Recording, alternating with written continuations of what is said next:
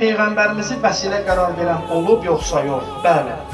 İslam Peyğəmbəri hələ xəlq olunmamışdan qabaq vasitə veriblər. İkincisi, İslam Peyğəmbəri dünyaya gələndən sonra onu vasitə seçiblər.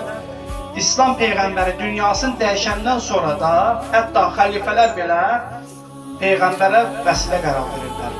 Ömər İbn Xəttab deyir ki, Peyğəmbər sallallahu buyurub ki, Adəmin əleyhissalamın başına o hadisələr gələndən sonra üzün göy aləminə tutub dedi, İlahi, Muhammedin xatirinə, ehtiramına məni bağışla. Allah Teala Həzrəti Adəm əleyhissalama dedi ki, ey Adəm, sən Həzrət Muhammed sallallahu tanıyırsan, hələ mən onu xəlq eləməmişəm. Həzrəti Adəm dedi ki, İlahi, sən məni xəlq edən zaman başımı göyə qaldırıb ətrafa baxdım. Ərişə nəzər salanda gördüm, orada bir dənə kəlmə yazılmışdı. La ilahe illallah Muhammeden Rasulullah. Bu kəlmələr yazılmışdı.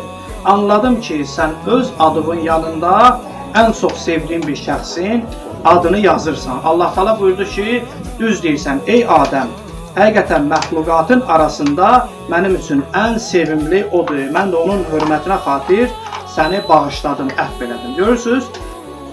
Allah Teala özü icazə verir ki, bəli, icazə var ki, sən vasitə qoşa bilərsən.